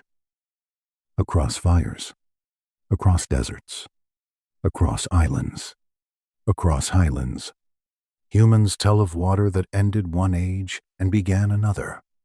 Some scholars say these similarities are natural because floods are universal. They are right. Some say stories spread through contact. They are also right in many cases. Some say the end of the Ice Age left a wound in human memory. That too may be right. The difficulty is not that one explanation is true and the other's false. The difficulty is that memory can carry several truths at once. A local flood can be real. A borrowed story can reshape it. A rising sea can deepen it. A moral theology can organize it. A lost settlement can vanish beneath it. A later scribe can press it into clay. A modern listener can hear it and feel that the world is not as stable as the floor beneath the bed suggests. The source uses the flood traditions to widen the Anunnaki question. If many cultures remember a watery reset, perhaps the departure of the gods belongs to a larger trauma. Perhaps the Anunnaki left because their mission was complete. Perhaps they left because Earth was damaged. Perhaps because humans had become difficult. Perhaps because internal conflicts among the gods made continued rule impossible. Perhaps because the flood proved that direct management of humanity would always end in crisis. After the flood, humanity does not disappear. It rebuilds. That may be the greatest quiet defiance in the whole story. The waters recede, and people plant again. They measure fields again. They build walls again. They watch stars again. They make laws, calendars, songs, and complaints. They turn disaster into inheritance. They place flood memory inside sacred time so that forgetting will not win. The fire beside us glows quietly. In the imagination, the flood survivors sit near wet ground, telling children what the water did. Far away, other survivors under other skies tell their own versions. Boats, birds, mountains, seeds, warnings, smoke, sacrilege. The motifs drift like reeds on the same dark current. Whether the flood was one event, many events, or a symbolic memory of many endings, it left humanity with a lesson. The world can be reset. The old order can drown. Those who survive must become keepers of knowledge. And after the waters fall, the teachers, gauze, visitors, or remembered ancestors do not stay forever. Eventually, they withdraw. The question becomes not why they came, but why they left, and what kind of home awaited them in the dark when they turned back toward Nibiru. After the waters fall, the teachers do not remain forever. That is the lonely turn in the source. The flood has passed. The survivor has made the offering. The smoke has risen into a sky washed thin and strange.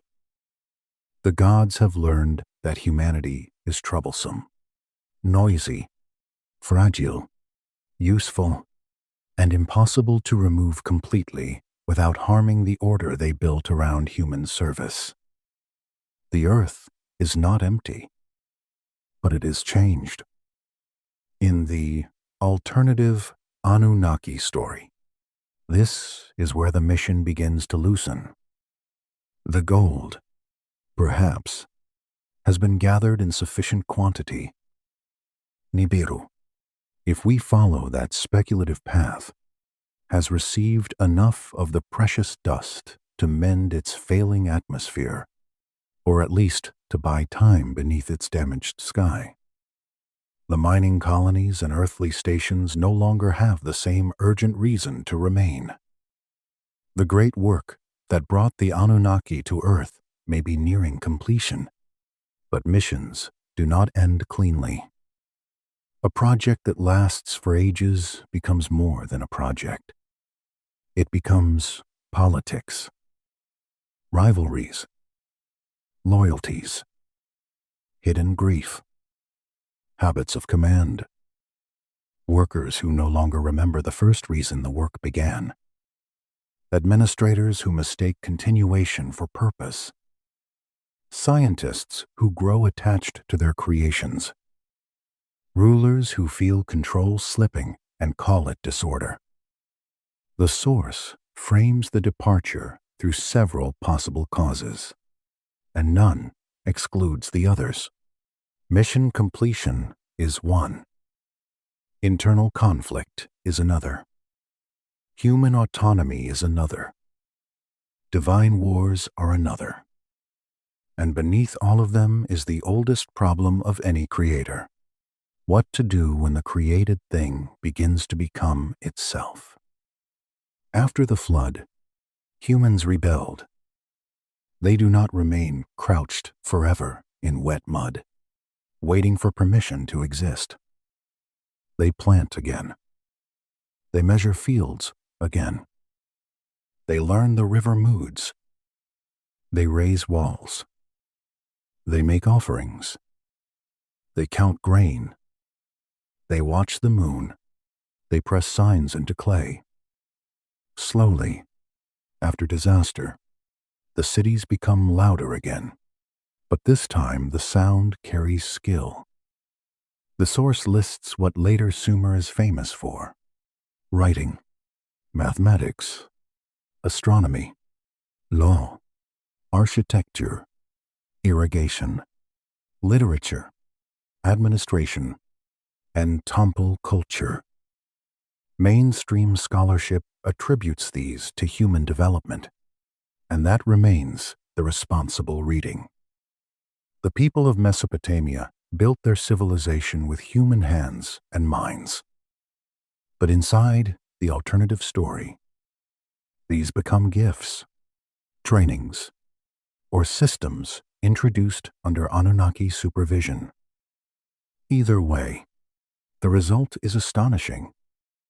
Out of flood memory and river mud comes writing. Out of labor accounting comes literature. Out of measuring grain comes mathematics. Out of watching heaven for omens comes astronomy. Out of temple service comes architecture. Out of disputes comes law.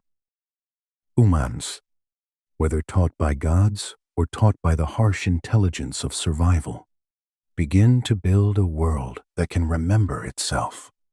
That may have worried the Anunnaki more than simple noise. Noise is irritating. Memory is power. This is why the source reads humanity after the flood as something no longer easy to manage. The first created workers are becoming partners, rivals, children, servants, students, and perhaps inheritors all at once. Enlil may see danger. Enki may see success.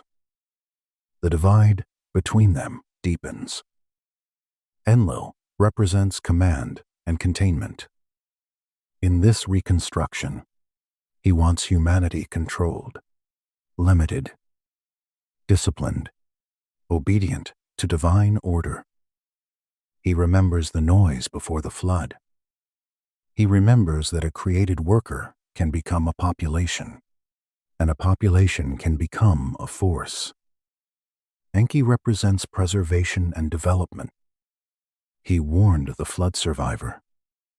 He helped create humanity. He understands that a being made from clay and divine essence cannot remain only a tool. The source suggests that Enki may have wanted humanity to grow beyond its original function, not free in a modern political sense at first, perhaps, but more capable, more conscious, more able to carry knowledge. Between them, the earth becomes a disputed inheritance. Imagine a council after the flood. Enlil says, order must hold. Enki says, life must grow. Someone asks how long they will remain. That question changes the air. In the source, one explanation for departure is internal conflict among the Anunnaki factions. Alternative theorists often point to traditions of divine wars, destructive weapons, and conflicts among gods as signs of literal battles between advanced beings. Mainstream scholars read such stories as mythic conflict, political theology, memory of human wars. or cosmic symbolism. The source keeps the debate alive, but uses the idea to explain why Earth may have become too unstable for continued Anunnaki rule. War among creators is especially dangerous for the created. So perhaps departure became mercy, or evacuation, or abandonment disguised as policy. The source also explores the idea that humanity itself had matured. The Anunnaki may have given laws, kingship, agriculture, and knowledge, but once human systems could continue without direct supervision, the teachers no longer needed to stand in the room. A parent who never leaves creates a child who never stands. A ruler who never withdraws creates subjects who never become citizens. A God who never stops speaking prevents humans from hearing their own voices. Perhaps the departure was not failure. Perhaps it was graduation. That is the gentler possibility. But there is a darker one. Perhaps humanity was simply left behind because the creators no longer needed us. The gold was taken. The work was finished. The experiment had become troublesome. Earth was no longer central to the mission. The Anunnaki turned toward home, and the clay workers remained in the mud, looking upward at a silent sky. The source holds both feelings at once, freedom and abandonment. A child may feel both when the parent leaves the room. Now the story turns to the journey. In Sitchin-inspired reconstructions, Nibiru follows a vast orbit of 3,600 years. Astronomers do not accept evidence for such a planet entering the inner solar system on that cycle. If it existed as described, its gravitational effects should be visible. Claims of imminent returns, including those tied to the year 2012, failed. The sky did not open. No public arrival occurred. The responsible view is skepticism. Still, the source follows the mythic imagination of departure. The Anunnaki do not all leave at once. Some remain as advisors. Some become remembered as kings, sage, or culture bringers. Some withdraw into temples and mountains of memory. Some depart in stages when the orbital window opens. The Earth sees fewer direct signs. The gods become more distant. The age of immediate divine management fades into the age of priestly memory. Imagine a night near a desert launch place. If we follow the alternative image, Earth grows quieter afterward. The silence after departure would not have arrived all at once. It would have gathered gradually. One temple receives no answer. One omen fails to come. One priest repeats a formula taught by his teacher, who learned it from another, who learned it from someone who may once have stood closer to the source. The gods become traditions. Traditions become tablets. Tablets become relics. And relics become the places where later humans come to ask why the sky has grown quiet. Mars appears in the source as a possible way station in Sitchin reconstruction, a transit point between Earth and Nibiru. Modern space science knows Mars as a cold, dry world, with signs of ancient water, thin atmosphere, dust storms, and a long history that still invites exploration. There is no accepted evidence of Anunnaki launch facilities there. Yet as a mythic way station, Mars is perfect. Red, silent, wounded, neither home nor destination. A pause in the dark. Picture it. The returning Anunnaki face the oldest grief of travelers. Home may not wait unchanged. If they had spent ages on Earth, what happened on Nibiru while they were gone? Did Anu still rule? Did the atmosphere recover? Did civil conflict break out among those who stayed? Did the gold shield work? Did the home world flourish? Or did it become a place of shortages, faction, decay, and old propaganda? Did the returning ones step into honor, suspicion, or silence? The title question lives here. What did they find when they returned to Nibiru? The source does not give a definitive answer because no tablet provides one. This is the great absence. The myths speak from Earth. Humans wrote from Earth. Scribes copied the stories preserved in Earth cities. If the Anunnaki return to a distant home, the human record does not follow them there. The trail goes cold at the sky. So we imagine possibilities. They found a restored world, its atmosphere shining with gold dust, cities waiting, councils ready to celebrate the success of the long Earth mission. The returning ones became heroes, bringers of salvation, the ones who saved the home planet by turning another world into a work site. Or they found a changed world. Generations had passed. Old alliances had failed. Those who remained behind did not understand the ones who had lived among humans. The Earth veterans carried strange memories. Clay workers, floods, templates, daughters and sons of mixed loyalty, Enki's forbidden mercy, Enlil's frustration. They came home as strangers, or they found a dying world. The gold came too late. The atmosphere had thinned beyond repair. Cities were sealed, hungry, cold. The great mission had consumed ages and still failed. That is the bleakest version, the gods returning with treasure to a house already dark. Or they found nothing. An empty throne, a silent city, a home world turned tomb. This is speculative, yes, but as mythology, it is potent.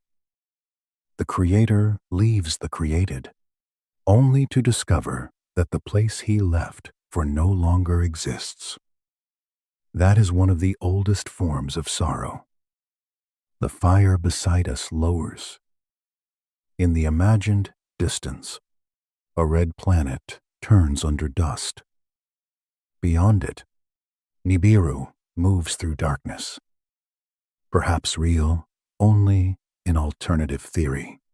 Perhaps symbolic of the unreachable home every empire invents for itself.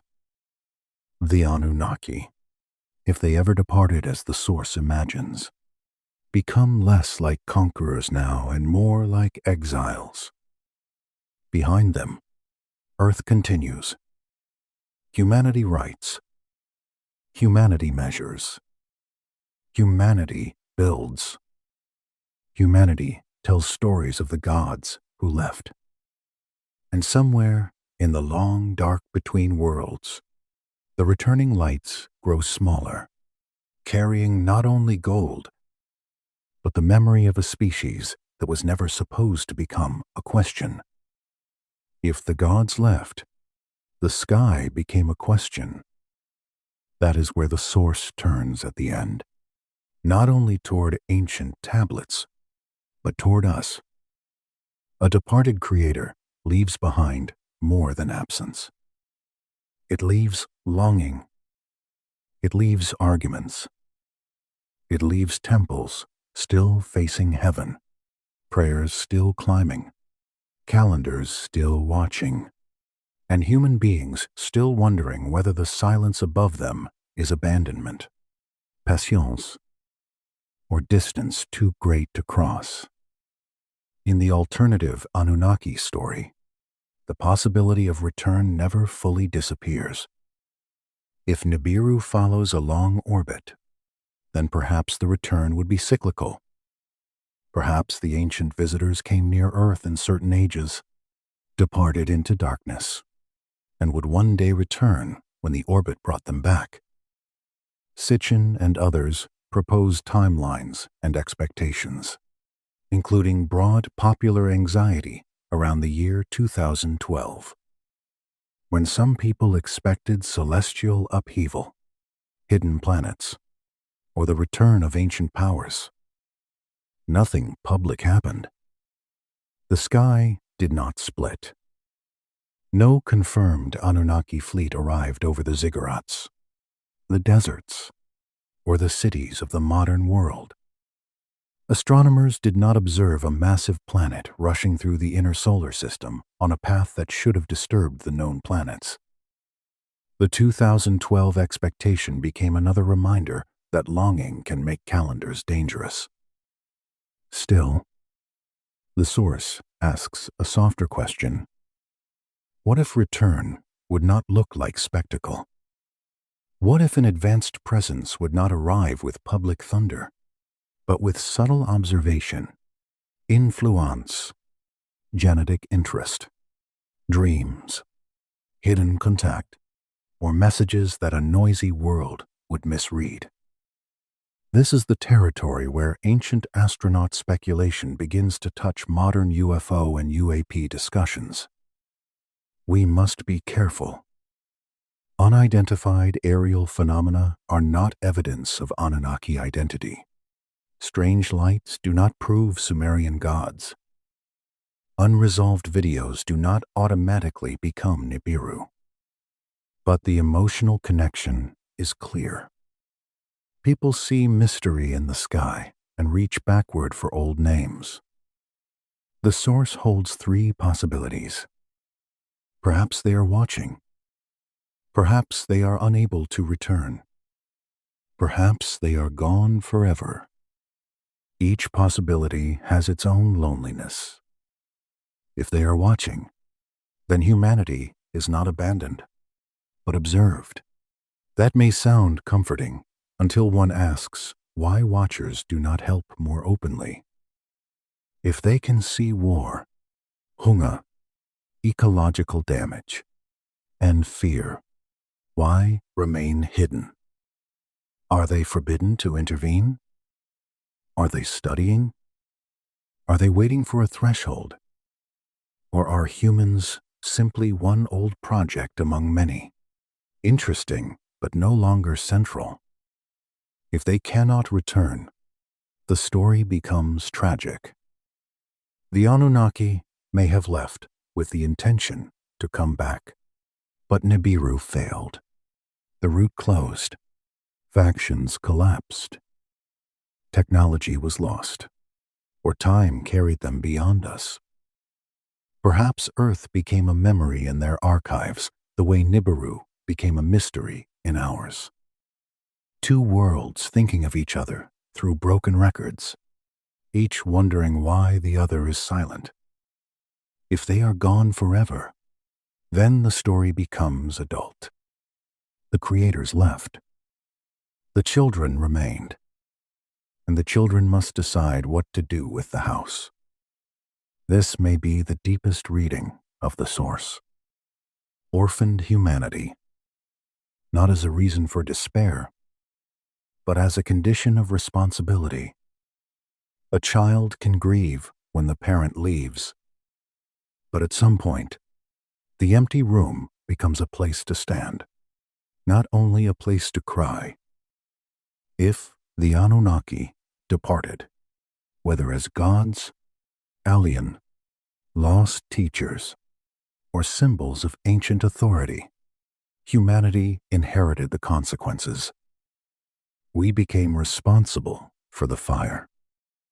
The flood stories, the labor myths, the creation accounts, the sky gods, the tablets, all of them become less about dependency and more about memory. They tell us what earlier humans believed about where knowledge came from, what power demanded, what rebellion cost, what water could erase, and what a created being might become when the creator steps away. In that sense, abandonment can become freedom. Not easy freedom, not cheerful freedom, the kind of freedom that arrives when no one is coming to finish the work for you.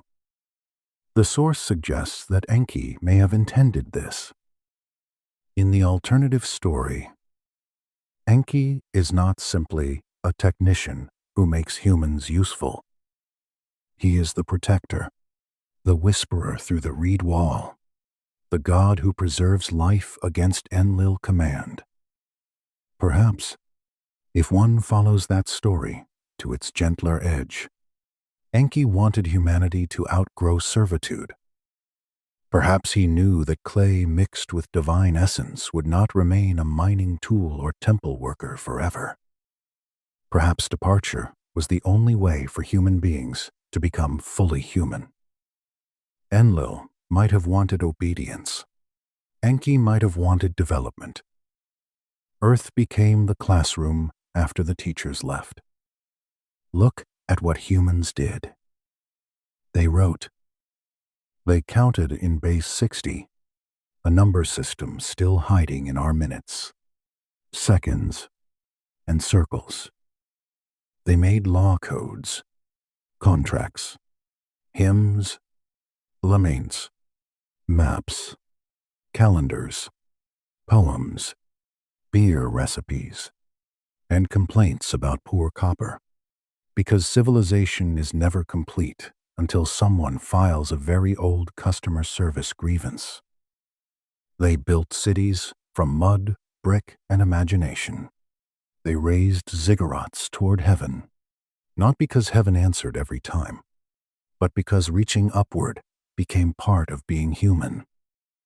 They told the epic of Gilgamesh, a story not only about kingship and friendship, but about grief, mortality, and the failure to become immortal. That alone suggests a species no longer content with being only a worker. A worker can carry. A human asks why carrying ends in death. The Anunnaki may have left knowledge, but humans turned knowledge into culture. That is the difference between instruction and inheritance. Instruction tells you what to do. Inheritance becomes what you transform. The source then reaches into modern science. We are no longer only looking at clay tablets. We are listening to deep space with radio telescopes. We are finding exoplanets around other stars. We are asking whether life is common or rare. We are confronting the Fermi paradox, the uneasy question of why. If the universe is vast and old, we have not clearly heard from anyone else. Perhaps civilizations are rare. Perhaps they are quiet.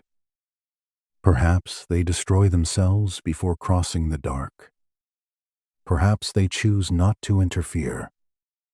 Perhaps the distance is simply too large, and every world is an island calling into a storm. The great filter enters the thought.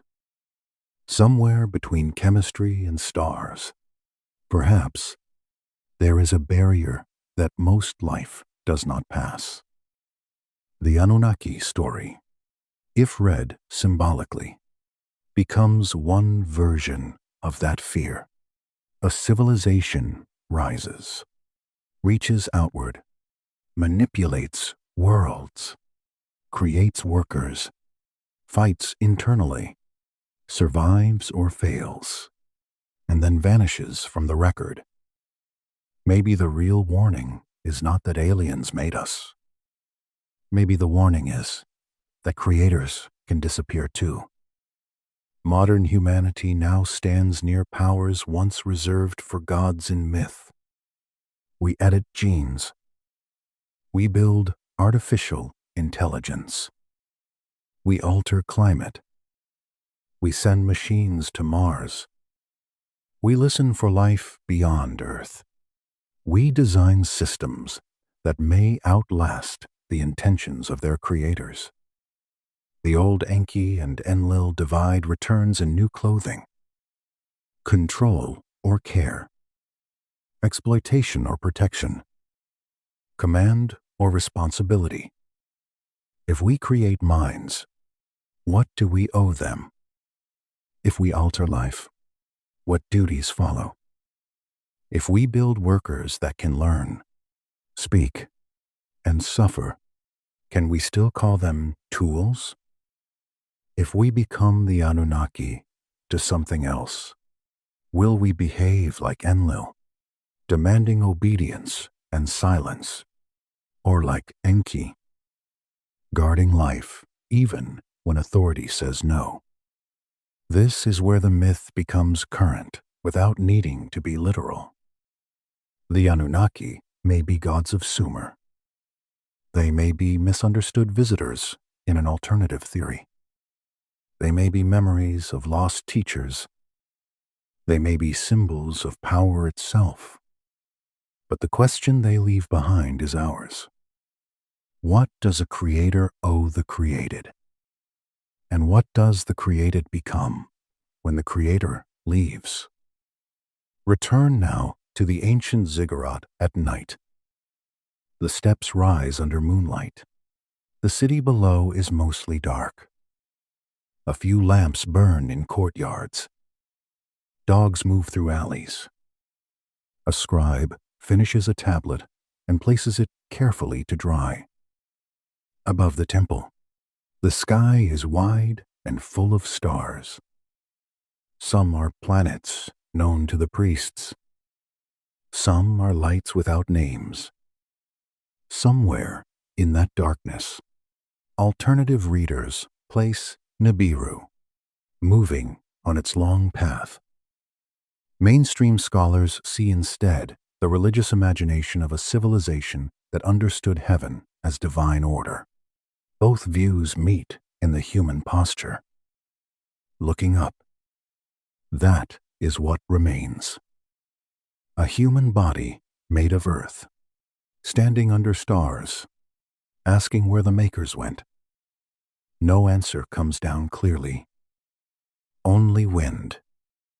Only temple silence. Only the little scrape of a reed stylus as another sign is pressed into clay. The source ends not with certainty, but with responsibility. If the Anunnaki returned to Nibiru, we do not know what they found. A restored world, a changed world, a dead world, or no world at all.